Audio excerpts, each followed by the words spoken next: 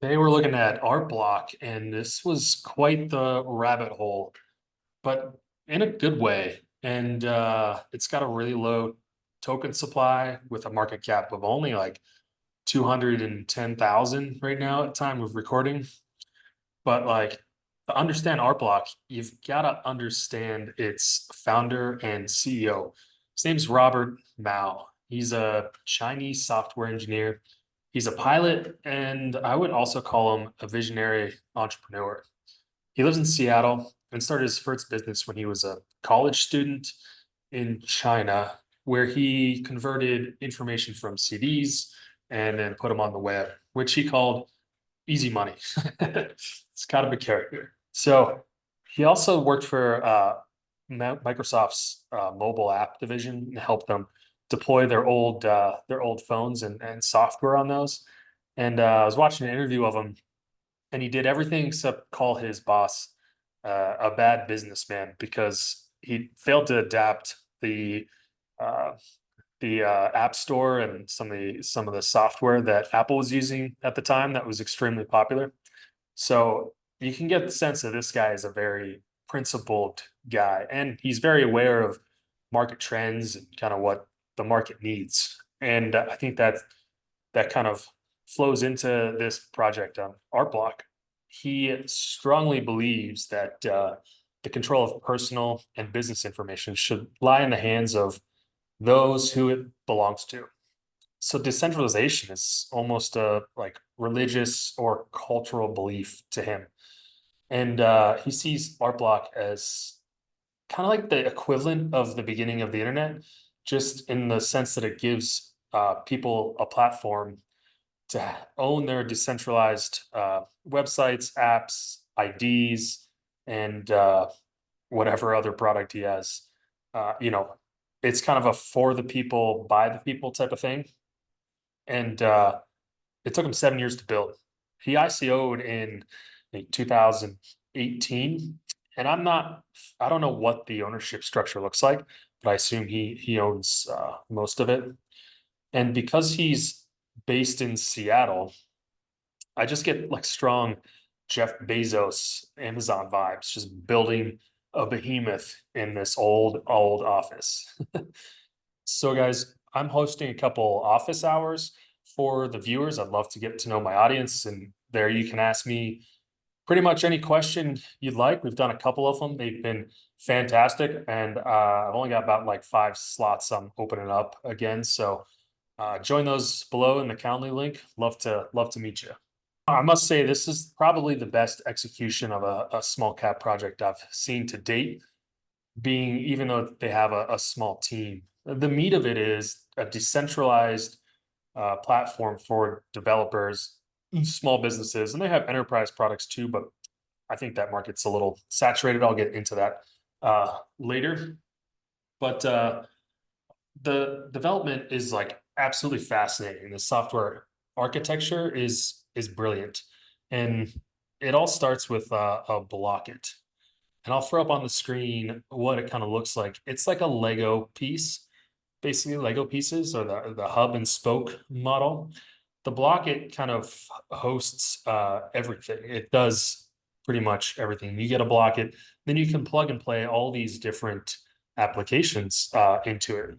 So he's got a digital identity wallet that can do like the thing you have to understand about all these applications, they all have tons of functionality. And I get the sense that he builds them in a way where you can add functionality over time. So these digital wallets, right now, they have like they act kind of like a MetaMask, I believe. They also can host your like government ID, I believe, and then also like allows you to log into websites. So they could solve like just the online identity issues while keeping your personal information, you know, safe and like encrypted to you. And then there's also a Web 3.0 website module. He actually builds his website and hosts a blog off of this, and you can go visit it, robertnow.com. It's pretty cool. I'd recommend checking it out. He has an AI engine he's built. I think it's releasing soon. He has cloud storage, and get this, he's got payment processor, like a legit payment processor where you apparently no fees. He's got a table of like all the competition, the fees. You can take credit cards or crypto in this payment processor, which is absolutely fascinating that he's been able to develop that with the small team that he's got. And I think one of the coolest things he's got is he's got a Block It store. This goes back to his Microsoft days. The Block It store is like the App Store. Developers can build Blockits and these little applications, put them on the Block It store, and then earn money when people use these. Uh, and you know how much like money Apple's making from the App Store. Like it's tremendous. I think they make 30% of sales in the App Store. So like the opportunity that he's created for himself, I think in this project is very high. Like it's impressive. It really is impressive. And he's also written like FAQs and guides for each of these. There's a little bit of a language barrier since he's naturally, he speaks his first language Chinese, but like it's very well done, organized, and put together. I think the website's like a little clunky, but you can tell the functionality behind it is done at a very high level. The one thing about the tokenomics, he did say, hey, I'm not a finance guy, but the supply should be the supply until it's not enough or something like that. So the supply right now is like 186 million. I think about 50% of that is non-circulating. So circulating's what, about 90,000 or 90 million or something. And it sounds like if there's a need over time, he might inflate it. But for the mid to short to midterm, I think we're not going to see any inflation based on his comments. But that does bring up something important.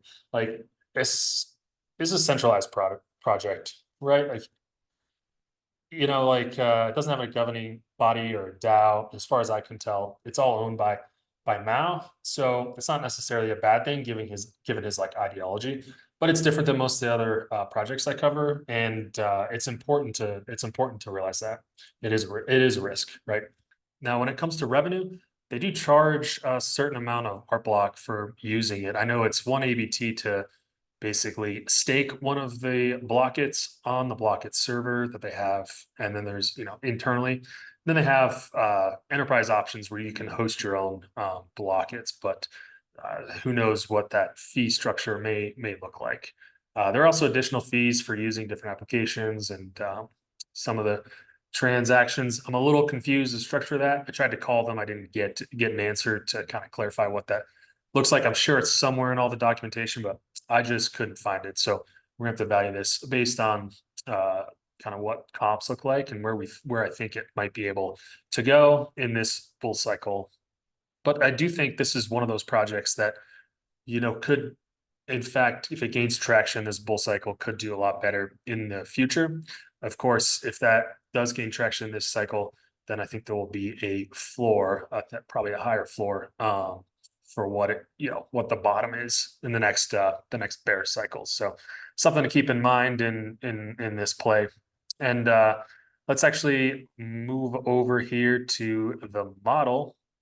So here's the model. Let's go through the risks and downside. The disappointing price action last bull cycle. That's because they were not complete with the project. It was not available as it is now. Lack of transparency due to centralization is a risk. And but the flip side of that is governance changes can be made a lot more quickly. So instead of putting a proposal out and waiting for everyone to vote on it, Mao can say, hey, we need to reduce fees because adoption has grown and the price of the project has grown as well. And then adoption also is going to be dependent on developer experience.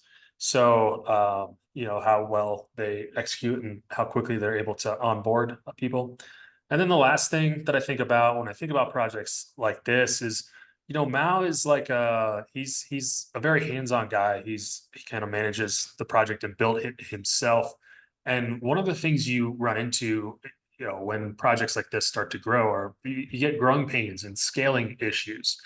And this is no knock against Mao. It's a completely different skill, scaling a business from a small to medium, even medium-sized business to a large business.